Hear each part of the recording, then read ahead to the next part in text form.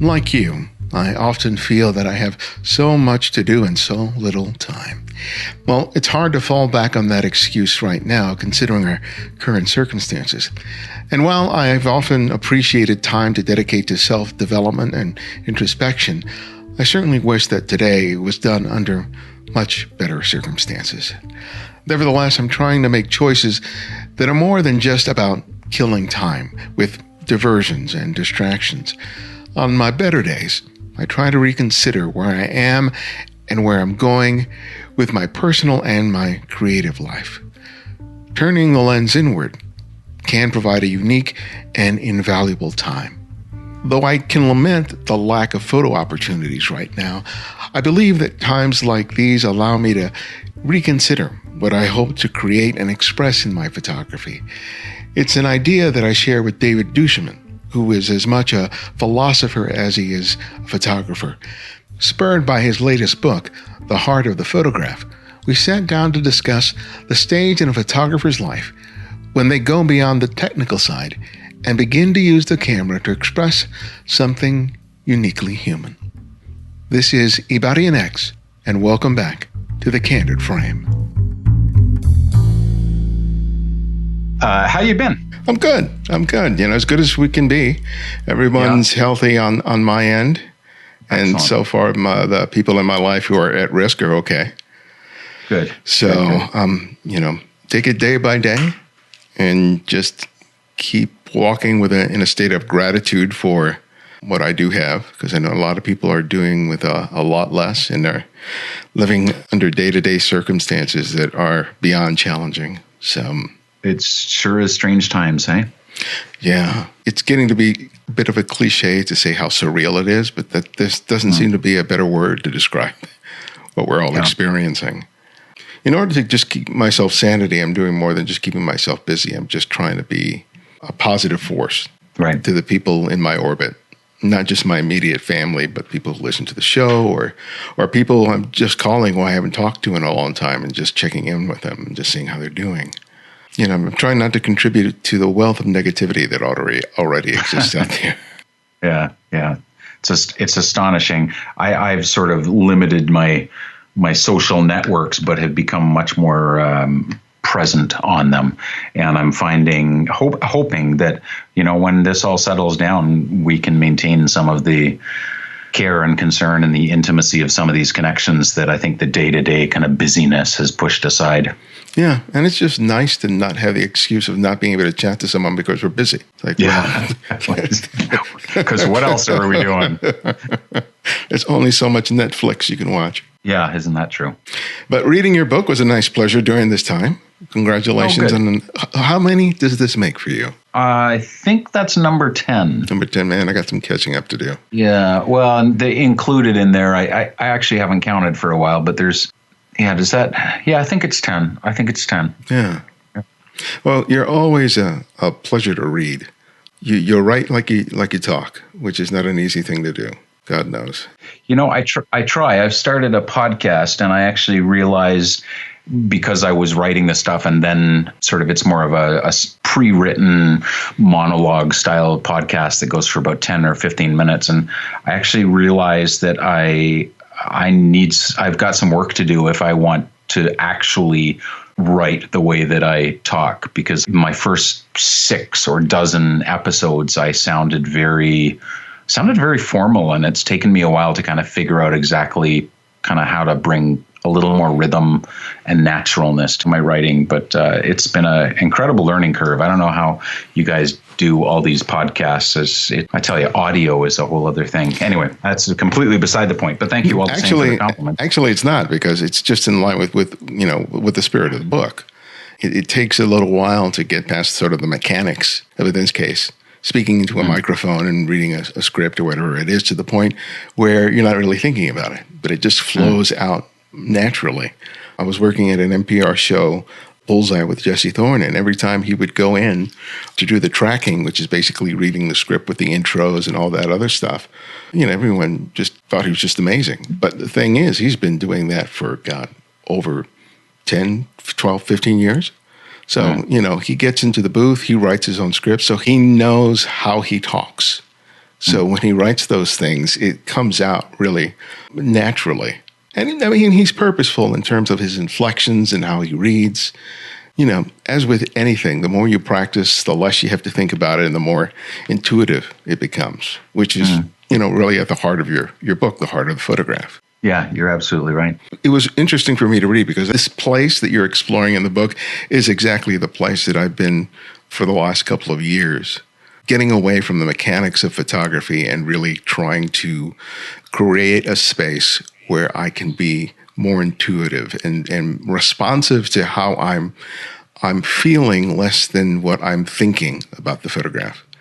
And early in the book, you make an interesting anecdote where someone who was a sort of a critic of the way that you were sharing photography said, when I signed up to do photography, I didn't intend to have to think this much. And I completely get the complaint, but share about the response to that comment and how it sort of ties in with what you wanted to do with the book. Well, I've long been a proponent of a very intentional approach to our craft. And, when I first started teaching photography, I talked a lot about vision and still talk a lot about vision, although now I talk about it in terms very often of intent, because the vision metaphor at a certain point kind of gets stretched beyond the point of breaking. And, when we learn a language, our initial efforts at that language, not only are they awkward, but, we have to spend a lot of time learning about the structure and, the verbs and the nouns and learning vocabulary. And we give it a lot of front of mind thought. But as you do that for longer and longer and longer, you get to a point where you're no longer thinking about it. I mean, I could not be having this conversation with you as a 5-year-old. Not only would I not be having those thoughts, but I wouldn't know how to express them. And I think the same is true in our craft as photographers. After a while, you do become more intuitive, but it doesn't just happen with time. It happens with time and focus and learning and thought. And so when you first pick up a camera, no, you will not walk out and just instinctively see all of these things together and be thinking about how do I deal with the light and what do I do in terms of it's one thing to expose a photograph well, but to do it in a way that's intentional, that also takes into consideration, do I want a slower shutter speed? Do I want greater depth of field? And then at the same time to be thinking about composition and your point of view and what do you do with the lines? And oh my God, what lens do I use?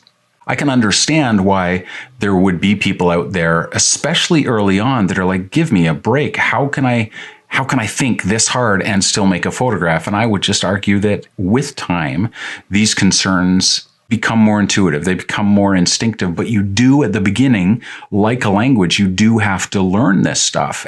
So this book is just really, it's an approach to thinking like a photographer. And it's not a checklist. It's not, the subtitle is, something like 100 questions for stronger, more expressive photographs. And I'm quite sure there's someone out there like this guy we're talking about now that's going, oh my God, if I start asking these questions, by the time I get to 100, 3 weeks will have passed, the scene will have gone, the light will have disappeared, and the moment will be gone forever. How could I possibly think all these things? And my response to that, as it would be with this other guy, is you have to think about these things in order to make the choices that you make, or it's going to be completely ad hoc. It's going to be simply I went out with my camera and I pointed it and I chose some settings randomly, and that's just the way it ended up. And I think we can do better. I think that if our choices with a particular lens create an aesthetic in our image and really do either make or break the photograph, then we must, on some level, give some thought to those things. And at the beginning, it will be harder. But after a while, after you've thought this through, after you become sort of more conversant with these, with the vocabulary and the nouns and verbs of the photographic language, it does become, you get to this point where, it's kind of this state of grace, and you don't have to think quite so hard about it. To me, that's when if any of us get to mastery, that's kind of it. That's the point at which the thinking becomes less front of mind and simply becomes this creative, the state of flow. That's how you get to it. It doesn't happen as soon as just because you pick up a really, really good camera at B&H. But what do you make of people who seem to, aren't well versed in sort of the technical aspects of photography, at least in terms of explaining it to the degree that we often do in our books or when we're teaching, but who seem to be almost naturally intuitive, especially when you take a look at the work? Honestly, I don't know, because there are very few that I think that if you looked very carefully at their work, you wouldn't see a learning curve at the beginning. You wouldn't see the way that they have, gone from 0 to 60. I don't know. In my experience, most people, if you look back at their history, maybe they haven't been photographers for a long time, but they've been visual designers, or they've been painters, or they have some experience with visual language and design. So that gets them a little bit ahead of the curve. But I would argue there are very few people that are that immediately gifted with a camera in their hands. I think there are, even guys like Joey Lawrence, Joey L. He's just so incredibly talented. But I'm quite sure that if he was that brilliant before he picked up a camera, and I don't know it's the case, if his learning curve was shorter than all of us think it was, he's probably the outlier, because most people I know just take time to learn this stuff. And that would be encouraging. Otherwise I would be very despondent, especially for my students, because there are so many choices you make when you pick up a camera. And if it's just a question of, well, you got it or you don't, then what do you do about all those people that struggle to get it? And eventually they do. I see people improve in their craft when they start thinking through these things and processing them. And over time, because it's not just one decision, it's like 1,000. Over time, they become a little easier with this. They get into flow a little quicker. They discover other creative things like their own voice and their vision. So I don't know that there's as many people as we like to think that just picked up the camera and were a natural. I know I wasn't a natural at it. I had some talent or propensity for this, but if you look at my learning curve and how my images have changed, it's taken years to get to a point where I really feel like it's truly my work and not just me copying other people or exercises in how to use the camera. Yeah, I think if that really does exist, it's probably 0.1% of people who would just come to it naturally without that sort of initial arc. Just some kind of rounding error, right? The rest of us have to put in the time. It's that 10,000 hours. Last time I was in Paris, I had the opportunity to see retrospective of the work of Walker Evans from his very beginnings all the way to the end. And it was fascinating because I could see his evolution. I could see how he was changing in the way he was seeing, the way he was responding to the camera, the way he was, basically evolving. It gave me so much more of an appreciation for his work because I had known him, since that seminal book, Let Us Now Praise Famous Men. Mm-hmm. And I'd seen all the work that he was sort of famous for. So when you're only looking at the best work that a seminal photographer has created, it's easy to think that it just came naturally, but seeing his development and seeing all that exhaustive body of work was really heartening for me to see, because I saw him growing, changing, taking risks in ways that I could relate to. And I think that's really heartening, and it's an important thing that I try to express when I'm teaching, and I think that you get across in the book. But saying that, it's still a hard concept to express in a way that people get it.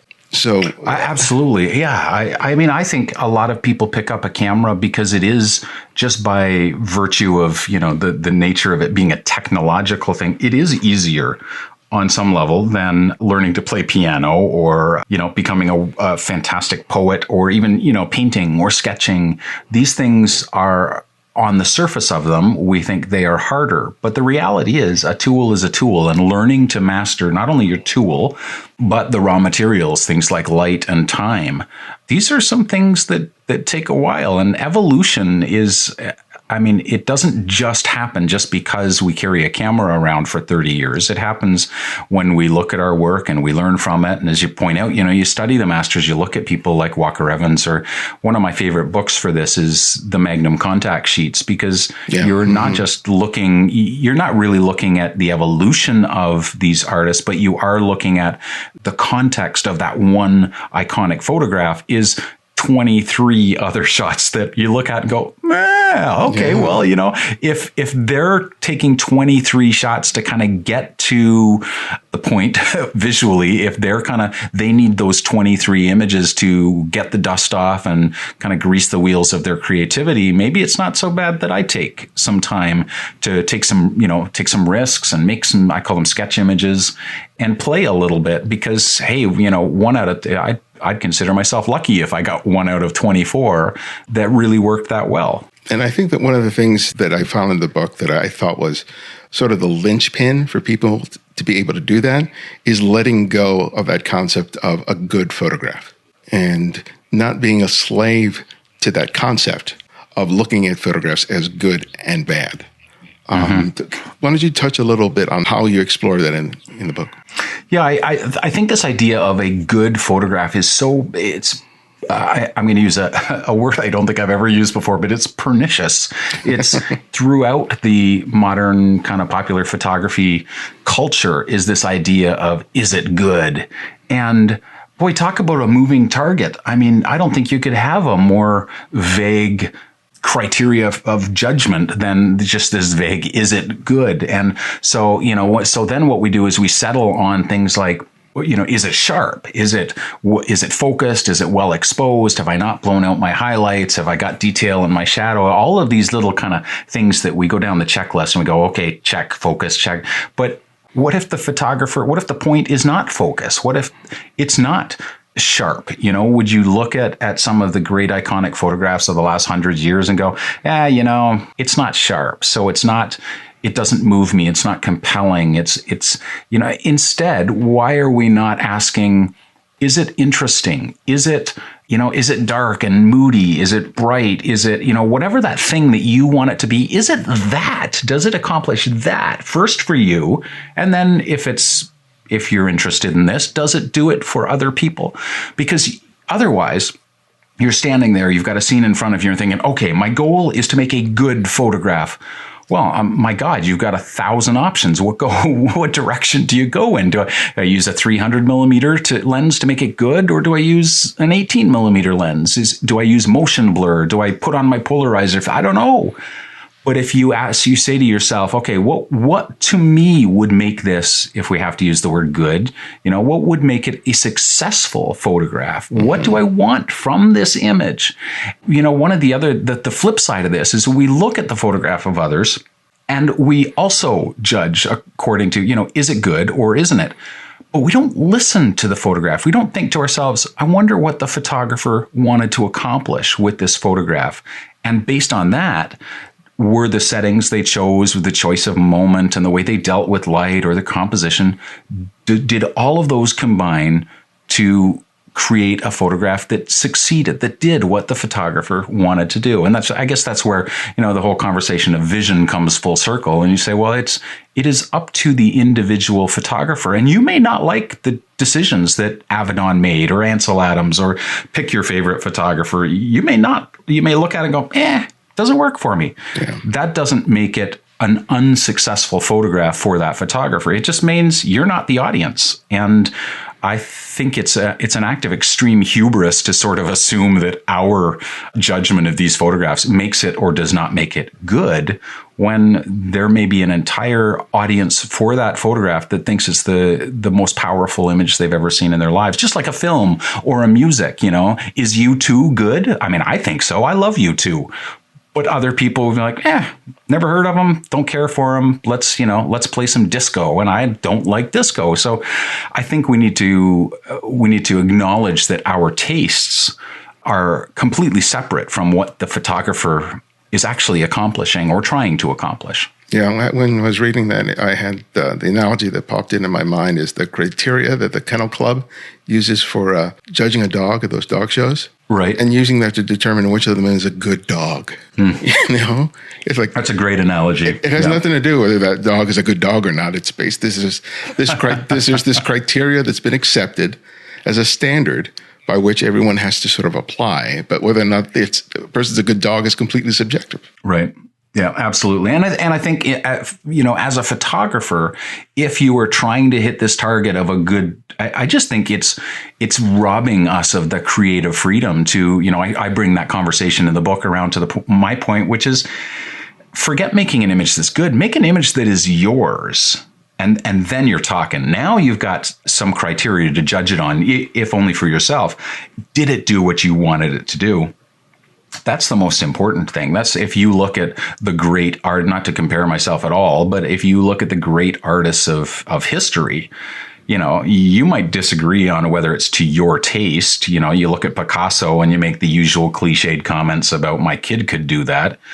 But your kid didn't do that. And your kid is not Picasso. Picasso did his work and created it. And you can look at his work and say, that is uniquely Picasso's. And it may not do anything for me, but it obviously did something for Picasso. And I think it would be healthier for us. It would give us greater creative freedom and probably make our evolution go a little faster in our craft if we kind of started shooting for something a little bit better than simply good, because that just shackles us to these ideas that everything has to be sharp and well exposed. And I don't subscribe to that. I think some of the best photographs are, would be 5 stops under or overexposed relative to what the camera wanted. And they're blurry and they're, and yet they grab something in your imagination or in your heart and make it far more compelling than some of these very mediocre, very sharp, very saturated, very, quote unquote, perfect images on Instagram that really, frankly, just do nothing for me. Yeah. And I think,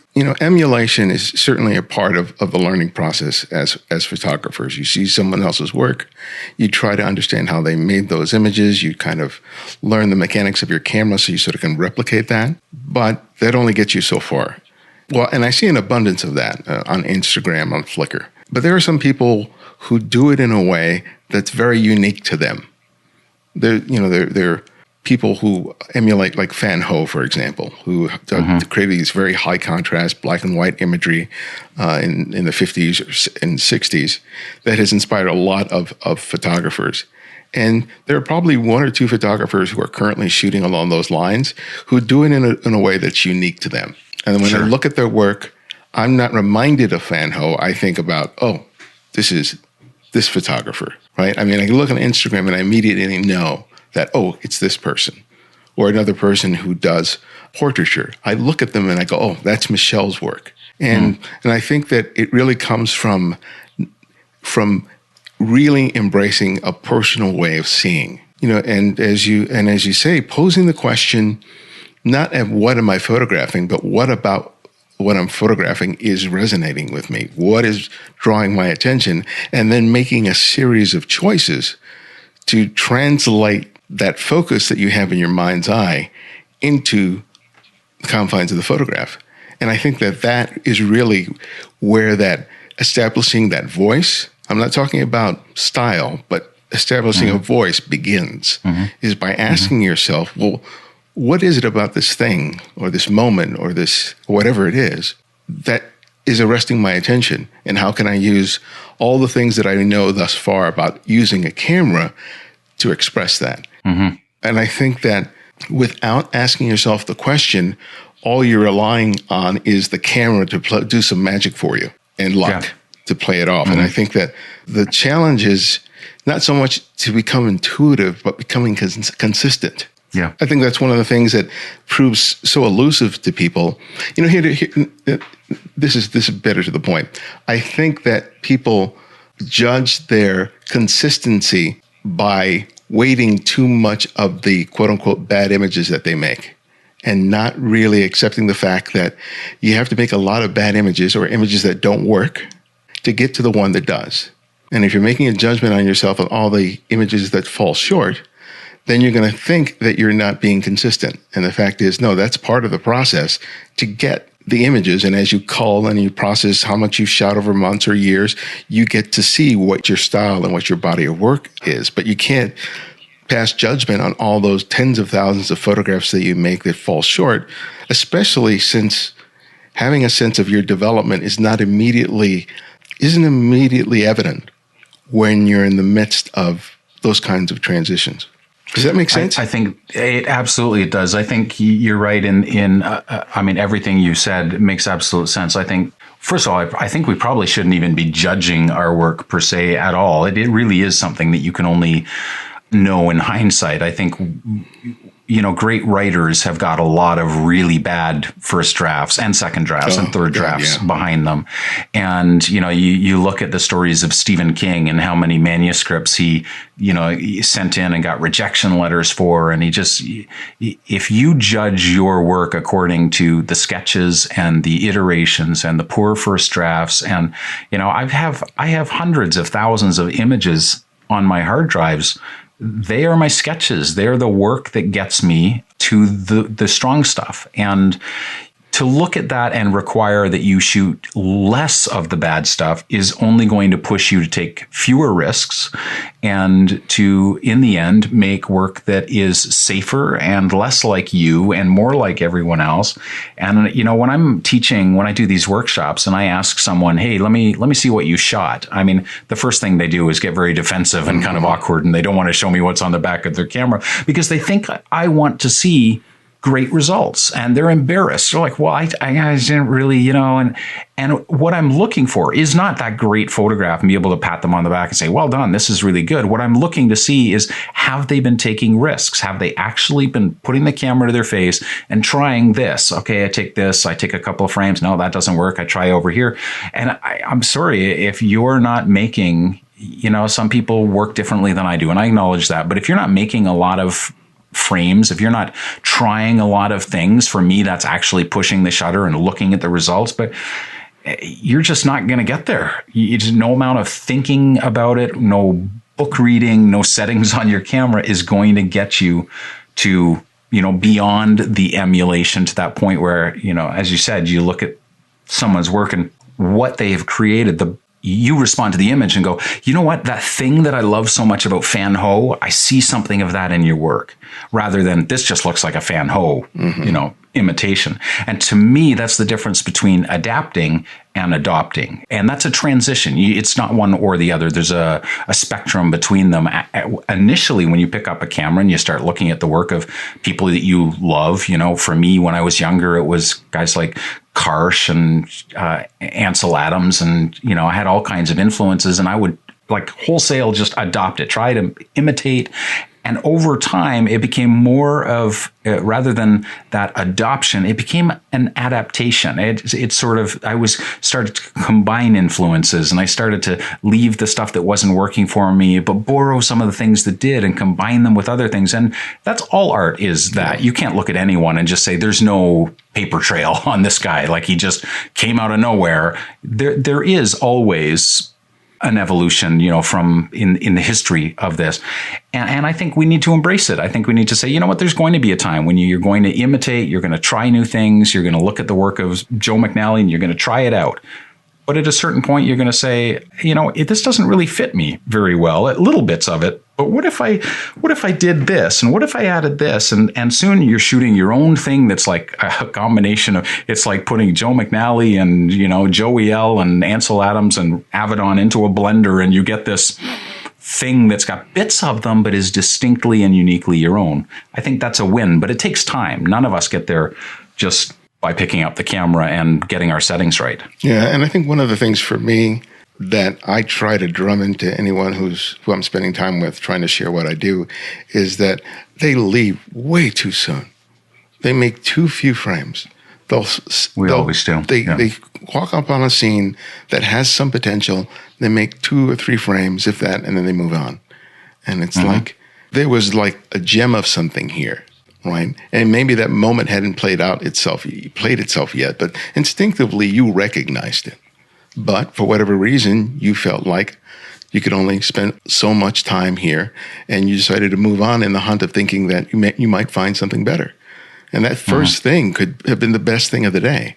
But because of your sort of natural or unnatural impatience, you don't exhaust all the possibilities here. And I think that, in my opinion, is the thing that hampers so many photographers' growth until they get to the point that they understand that, you really need to not only, you have to let go of this idea that you're going to find this magical moment and that all it is good reflexes and a modern camera. Right? It's no, hell no.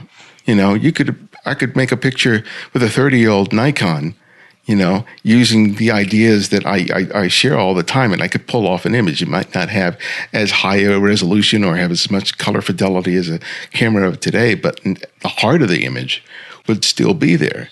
And sure, like you said, we all do it. I do still do it sometimes. I just leave, even though I know I should stay there. And I've gotten better and better at that, but that really is sort of at the heart of it. And not just blindly making a bunch of photographs. It's carefully assessing what's playing out in front of the frame and making all those micro adjustments, shifting to the left, shifting to the right, moving down, maybe changing the exposure. It's all those little changes that make such a huge difference. So how, you said yourself, sometimes you leave a scene prematurely or something like that. What do you do to sort of keep yourself committed to letting a scene sort of go until it plays itself out? Well, I think it's largely a matter of experience. The longer I do this and the more that I acknowledge that often my best work, if you look at my contact sheets and you look at, okay, David showed up on a scene and he made some pictures, and 5 frames later I go, and in those 5 frames you find my best image. That almost never happens. It's a progression. It's an evolution. David showed up. The first 12 images are garbage. The next 12 images are only slightly an improvement on the garbage. But the longer I stay there, the more I shake the dust off my thinking, the more I notice things, the more I'm like, okay, I've been here for 20 minutes. Until this moment, I didn't notice that color combination or the juxtaposition of this with that, or that distracting thing over there. And if I just change my POV or my optics, and so you put 20 minutes in, and I think the job of the photographer, we have a lot of jobs to do, but one of the most significant is simply to notice, to be perceptive and to be present and observant. And I don't know anyone that does that consistently in just walking around and 30 seconds here and 30 seconds there. And as you say, that the sum of our photographic skill is chalked up to great reflexes. I look at my work and I can see a very clear correlation between how long I waited for something. And sometimes it doesn't show, sometimes it does not show. That thing just doesn't happen. And then, you know what? You go back. That time is not wasted. It's one of the reasons I encourage people to stay in one place. Don't go to Italy and in 10 days try to see it all.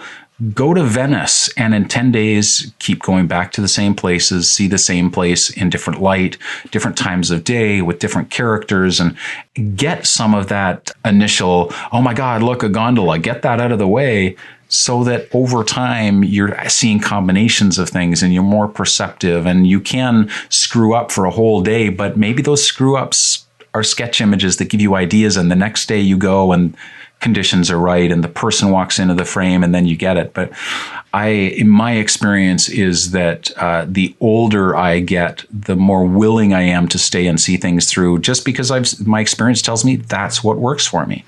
I don't have the reflexes to just see something and get it on the first. I'm just not that lucky. I mean, all of our shots are lucky on some level, but I'm not so lucky that I can just walk through New York for a weekend and create magic. I would, if I was going to New York for a weekend, I would concentrate on a small area of 10 blocks or something and just walk it and explore it and wait for these wonderful moments to show up.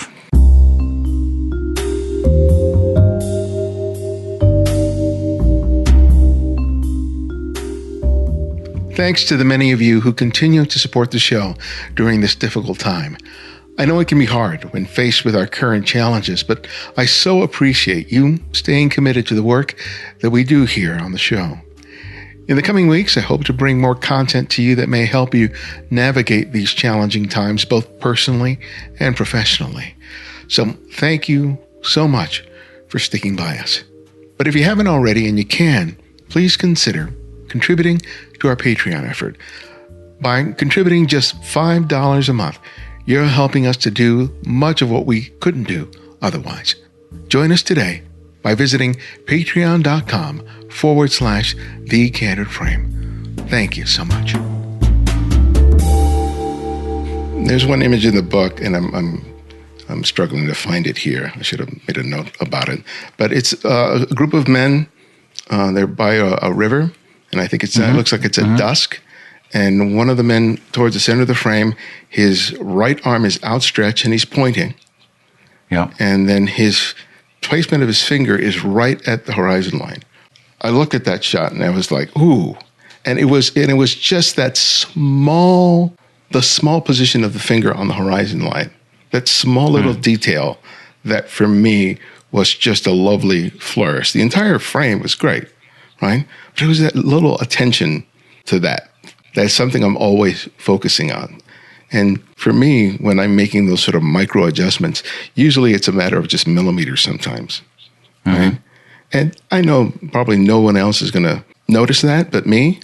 But, I'm making the pictures for myself. The satisfaction of being able to recognize something as subtle as that and being able to hone everything that I know to convey that in the photograph. And for me, that's one of the great pleasures of making images, are those challenges that I present to myself to see whether or not I can take these different elements, as small as they may be, but create a relationship between all of them that makes it really work. Like one of the things that I really appreciated in your book that I'm going to steal from you every time I teach from now on is you talked about the rule of thirds.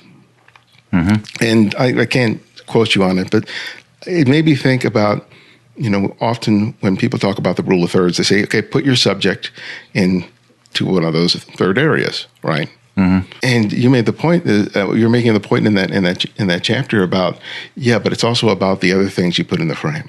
That the placement of that subject using the rule of third is only part of the process. You have to think about what else is in the frame that's going to create balance or tension for the entire composition. And I think that when people sort of learn and apply the rule of thirds, they're forgetting that it's not just that singular choice that's going to lead you to make a better composition. It's consideration for everything else. And I think that's really where the development of the photographer's eye really comes into play. Yeah, I absolutely agree. I think ultimately, we don't perceive, we talk about the photographer's eye, we don't perceive with our eyes as much as we do with our minds. I think we dedicate too little time to actually talking about the way that we think as photographers. And so we shortcut that with little, rules and gimmicks and little platitudes about the rule of thirds and stuff. But the reality is it's so much more than that. Yes, the rule of thirds is a starting place, depending on what you want to accomplish. But as you said, it's about balance and tension between elements in the frame and the frame itself. It's a matter of how the image ends up feeling and what you want to say. And sometimes the so-called rule of thirds is exactly the thing that you need to focus on, all other things being equal. But sometimes shouldn't it be the rule of sixths or the rule of sevenths or, smack in the middle, depending on the feel you want and not just the relationship? Because the rule of thirds really is about, okay, you got a thing. Now, in relation to the frame, put it on a third. But as you said, what about the other things in the frame? What about the relationship between all of those and the way that they interact?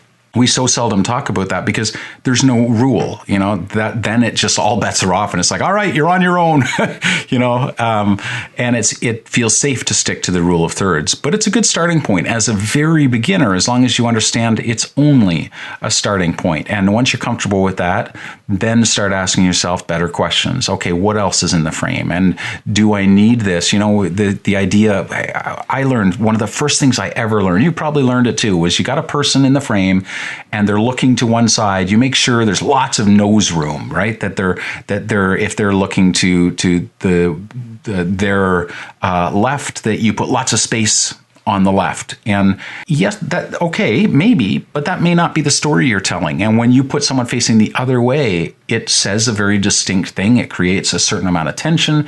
And that may be exactly the thing that you need to do in order to make the image feel the way it's going to feel, just the same as blowing out highlights or protecting your highlights, so much so that you underexpose by 5 stops and you let your shadows go into complete darkness. These are questions of what we call the photographer's eye, but in fact is the way that the photographer is going to think about these things. And until we can encourage students to start thinking for themselves and beyond the platitudes and the shortcuts and the gimmicks, I worry that we're just going to have some very frustrated photographers whose work always looks the same and never evolves and changes. Yeah. I have tried to read books on composition, that talk about the Fibonacci numbers and all that other stuff. And, oh my God. And it's just like, I cannot do it. I cannot apply what little I've understood about those things to my photographs. But I completely trust my feeling about something.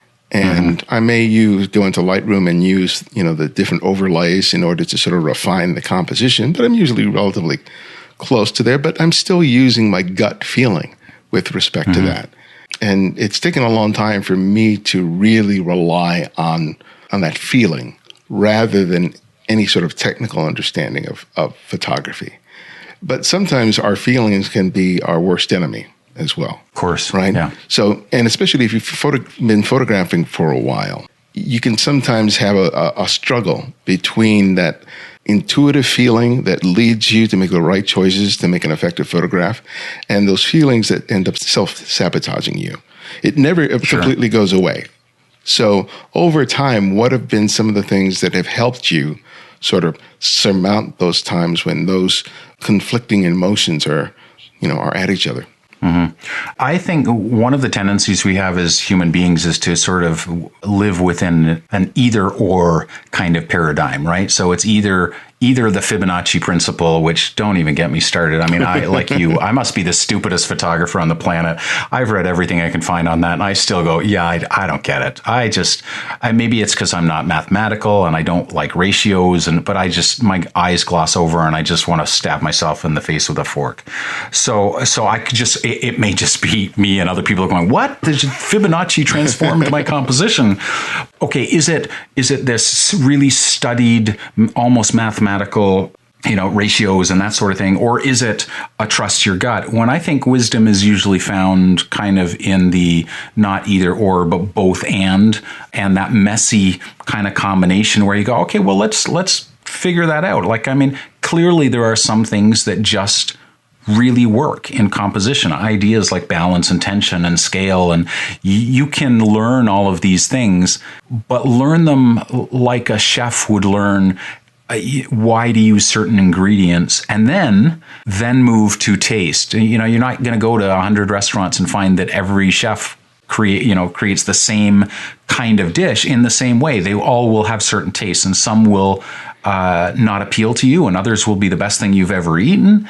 And I think that the chef that is willing to let his tastes be transformed, is willing to learn and grow, and is thoughtful about it, rather than just, throw more fat and salt on it and it'll taste good. Yeah. I think you can learn these things. Maybe your thing is ratios and numbers, and maybe there is something in the golden spiral that I don't understand.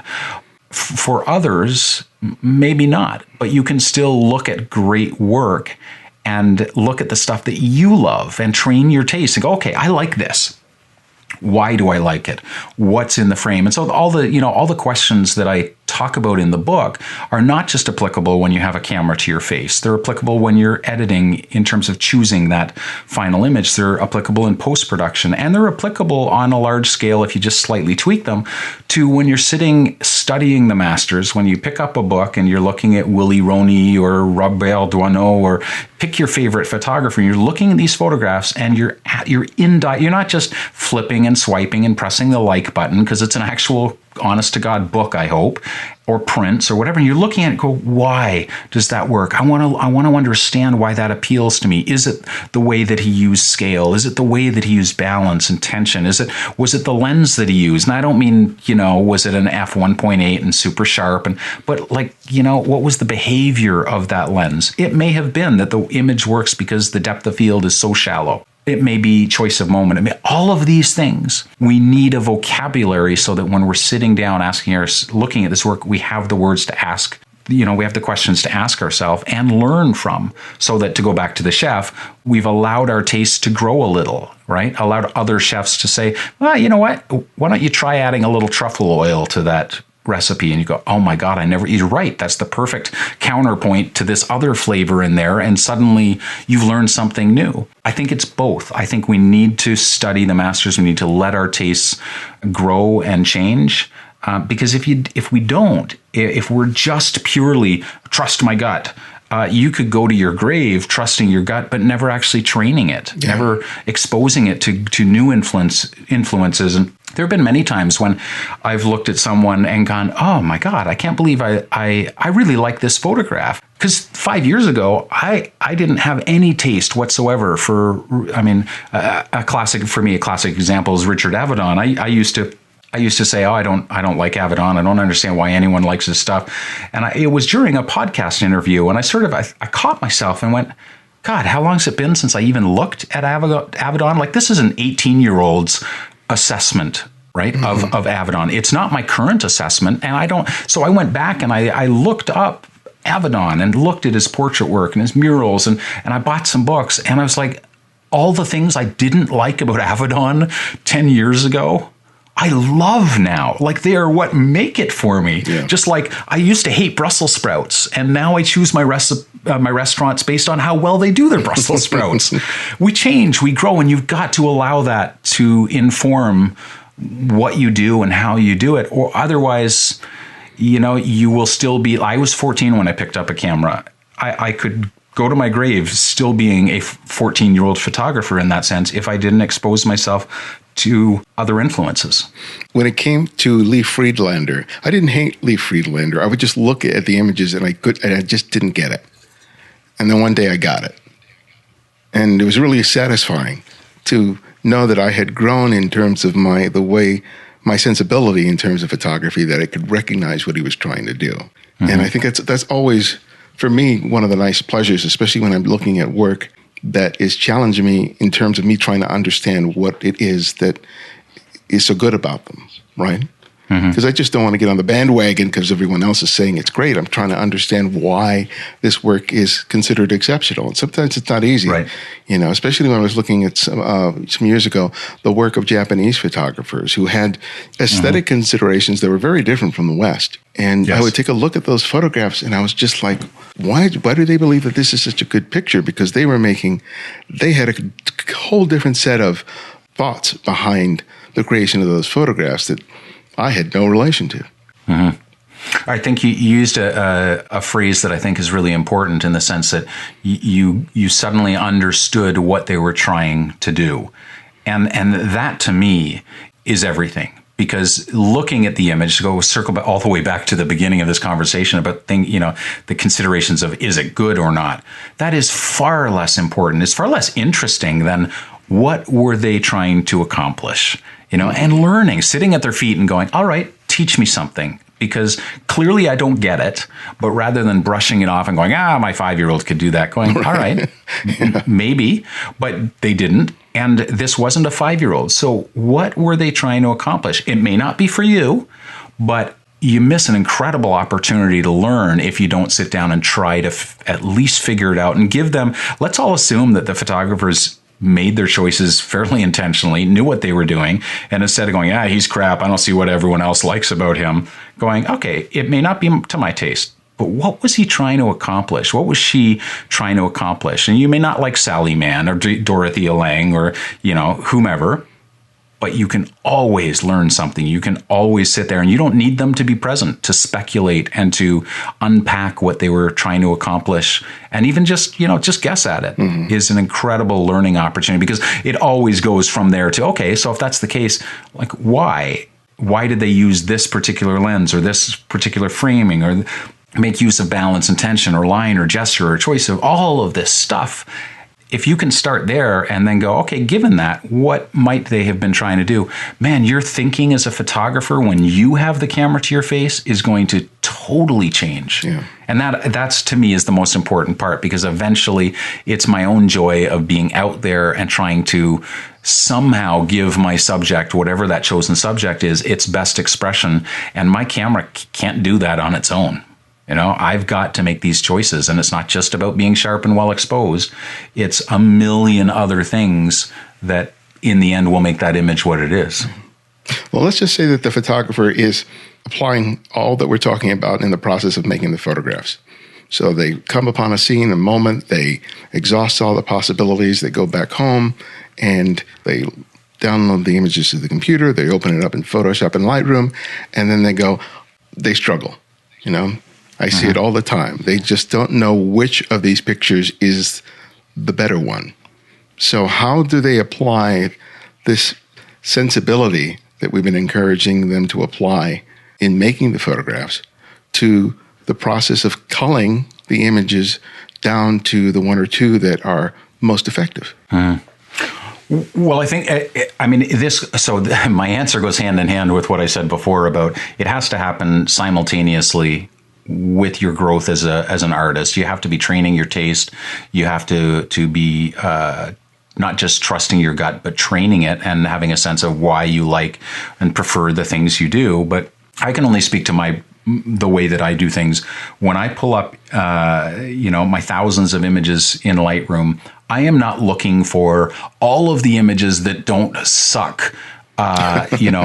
I'm not looking for, okay, images that suck will get like 2 stars, but 3 stars are and above are for those that don't suck. And so I'm just going through and going, I don't know, is this a 2? Is it a 3? Is it a 1? Maybe it's a 4. I don't know. To me, it either works or it doesn't. You're looking through it. And I don't know where this compulsion to get like the most amount of images. And then you look at them and you go, yeah, but there's like 30 of them. They're all practically the same. At a certain point, and I acknowledge that this is from someone who's been behind the camera for 30 plus years. At a certain point, you need to just look at your work and go, look, that image either works for you or it doesn't. And you can take it you've got to see the possibilities, right? Maybe there are some things you can do in Lightroom to refine it, but you are not going to polish that turd to the point where it goes from being that's a shitty image to, wow, this is the Elliot Erwitt move over. Forget it, So for me, it's simply a question of I go through my stuff and I go, there it is. Look at that. Like I look at them in thumbnails. I look at the gesture, the balance, the tension, which to me is more easily seen on a smaller scale. And then I go, yes, that's it. And then I pull it up and either it is in fact it, or there's that disappointing moment when you realize it really isn't as sharp as I would like it or want it to be for what I'm trying to accomplish. Or, there's some other flaw in it, it's perfect. And yet, the guy's got his eyes closed or whatever it is. And then, okay, can I find a similar one that has the same gesture, the same moment where the eyes are open? Or maybe you just go, okay, well, I blew it, and you move on rather than, okay, I've got another image with the guy with his eyes open. Maybe I can, open them as layers in Photoshop and paint in the eyes or paint out if that's your thing, go for it. But for me, I prefer just to go through and say, look, I'm just looking for 1, 2, 3, maybe 10, however many, but there's no the only standard is, does that image scratch that itch for which I made the photograph in the first place? When I look through it, I either go, oh, wow, look at that. Or yes, I love that. Or, that's really interesting. I got to look at this some more. I never go into it with the intention of getting as many images as possible. And I think that's one of the first things people can do to make editing a little bit easier and a little bit more fruitful is not put all this pressure on themselves. Just look for one. Look for the absolute best image that really does it for you and be happy with that. And don't try to make the ones that aren't working, don't try to make them work for you. They may work on a second or third edit when your expectations are different, when you're looking for a color image for a magazine cover and you do a second edit and you're like, oh, why didn't I see this before? This is perfect for the cover. This is because you were looking for a horizontal black and white image that fit into a particular series. You weren't thinking color, vertical, that doesn't fit into the series, but still might be now a photograph that really does what you want it to do. Alongside of that, though, I've got to reiterate, you still need to, you can't trust your gut if your gut doesn't know anything. You've got to train your gut and your instincts. But even then, I wouldn't say, well, if you've only been doing photography for 5 years and you really, really like an image, well, you don't know anything, move over. I'll show you your best image. No, it's your work. You have to own it. And at a certain point, you got to have the courage to just say, yeah, maybe David, maybe I don't know exactly why I love this, but I love it and I resonate with it. Great. Let's see if it stands the test of time. Put it in your 5 stars and sit with it, live with it, print it, hang it on your wall. And let's talk about it in 10 years. Let's see if it endures. That would be the test. Does it endure? Yeah, a few of my images have been me reacting to something and just making a couple of frames. The great majority of them have been me seeing a scene and parsing it for light and shadow, line and shape, color, making the choices in terms of the frame, and then when waiting for the flourish, that juxtaposition of someone moving through the scene or the wind blowing that branch down just right. And so when it comes down to me choosing which of those photographs works, I already have what I'm going for. So I may have made 12, 24, 50 images, but when I'm sitting down in front of the computer, I'll flag like maybe 3 of them that are close to it, and then I compare those 3 to figure out which of those 3 got the closest. It's because I started in my mind with what I was going for. It wasn't just what I was photographing, it was how I was envisioning the moment even before it happened. And so when it comes down to culling it, it becomes an easier process, and hopefully one of those frames is close enough to make me happy. But even if it isn't, for me, there's something very satisfying from just the practice of applying my seeing in that way, right? Just absolutely, yeah. Yeah. So let's talk about that just a little before we wrap up, because I think there's too much emphasis placed on a good session of photography being measured by the success, whatever way you define it, of the photograph, and not enough about just the sheer pleasure of practicing it. Yeah, I think everyone does this for different reasons. And I had a friend who often says very wise things to me that kind of give me a different perspective on things. And, at one point he said, David, not everyone wants to even to make a compelling photograph. Some people are just camera collectors and they want to push the buttons. And so that's the one extreme. And the other extreme is those for whom the photograph, the final product, is everything. And in the middle, there are various shades of people that like certain parts of the process more than others. And some really love printing and getting the stuff into their hands. Some really love being in front of the computer. And others, they just want to be out there with a camera. And I'm a little of everything. When I was much younger, if I couldn't afford film, I would still go make photographs. I'd go out with my Pentax Spotmatic and I would practice. No film in my bag, not even a 12 exposure roll, but I would go and I would faithfully expose and I would focus and because looking through that lens, never mind the fact that it was helping me get better at my craft, looking through that lens and seeing the world framed and flattened, isolated in the way that particular optics could do, it meant something to me. It was on its own an experiential thing that I loved, and I felt more alive. And still, when I have my camera, whether or not I could go to India for 2 weeks, and yeah, I'd be disappointed if I came home and didn't have 12 or maybe 24 images that I could add to a body of work. But honestly, while I'm in the moment with that camera to my face and I'm moving around and I'm seeing that place and that moment with greater depth and intimacy than anyone that's just walking by. And I love that on its own, just for the process of it. If I make something, it sort of scratches a particular itch that I love, and I want to do more of it. And I love seeing when it actually works, when you've got a vision for something and you make the photograph and then you're in the edit and you're like, oh, yes, yeah, it worked. And it takes you back to that moment and the magic that you saw there. There's something completely incomparable about that. But even if I got back and found that, I hadn't got an SD card in my camera, you know what? I still would have had a magical experience all on its own, just rearranging the elements and moving around and playing with the light and being present and more alive. There's something magic. I think photography helps us be more alive in this world, and I think that to me is, again, like I said, at some point in my life, I'm going to look back and I'm going to see these images that were so good at the time and go, they did it for me as a 20-year-old man, as a 30-year-old man. But maybe if I'm lucky, I'll hit 80 or 90, and I'll look back in my career and go, maybe I really made 12 images that can abide, that have the test of time, that have, as Robert Frank said, that express the humanity of the moment. That would be great.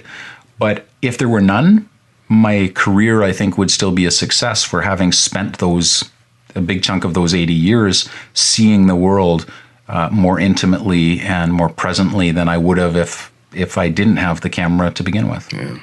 Well, my last question that I ask each guest is I ask them to recommend another photographer, and it can be anyone, someone you've long admired or someone you've recently discovered. So who would that one photographer be and why? Oh gosh, I have got such a long list. I'm going to go two because one's black and white and one's color. I was in Italy last year.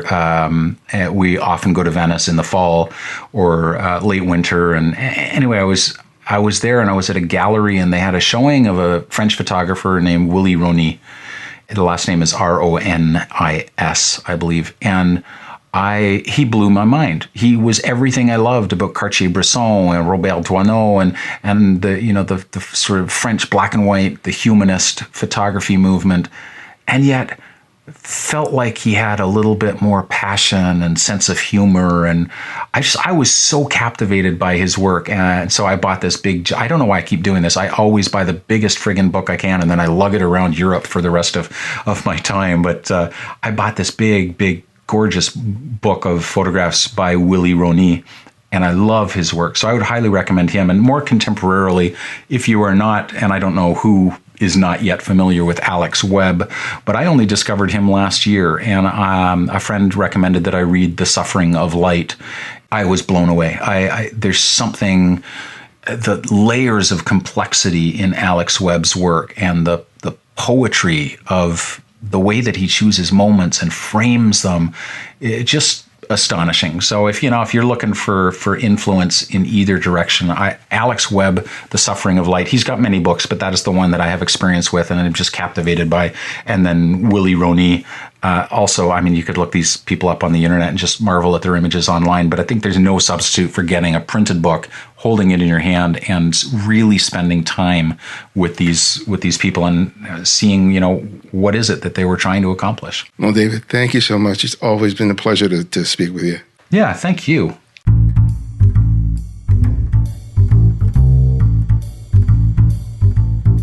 Thanks to David for joining us. You can find out more about him and his work by visiting davidduchemin.com. And if you purchase his book, please consider using our Amazon affiliate link, as it provides you another way to support the show. And if you're a devoted listener and subscribe to the show, write us a review on whatever service you listen to podcasts. Those reviews have led people to take a chance on our show and allowed us to grow. Along with my recent book, Making Photographs, Developing a Personal Visual Workflow, I just released my latest ebook, 9 Pictures, 9 Stories, Volume 2. The first one got a great response, and I'm back with a follow-up, where I discuss the stories behind 9 images that I created last year. It's only $8, and your purchase is another way to support the show. Purchase that and any of my previously published ebooks by visiting the website. You can also subscribe to our YouTube channel and our mailing list. On the YouTube channel, I offer critiques on images submitted by TCF listeners like you, while the mailing list keeps you updated with all TCF events, including workshops and more. Sign up today. And remember, you can support the show by contributing to our Patreon effort or donating through PayPal. Thanks to Kambua Chema for his recent contributions. We really appreciate it. And if you found that you can't find every episode on the show, download the Candid Frame app, which is available for both Apple iOS and Android. And because of your generosity, it's free to download and use. No additional purchases required. The Candid Frame audio engineer is Martin Taylor, who you can find at theothermartintaylor.com. The show's senior producer, Cynthia Parker, and our music is from Kevin MacLeod, whose royalty-free music can be found at incompetech.com. And this is Ibarian X, and this is The Candid Frame.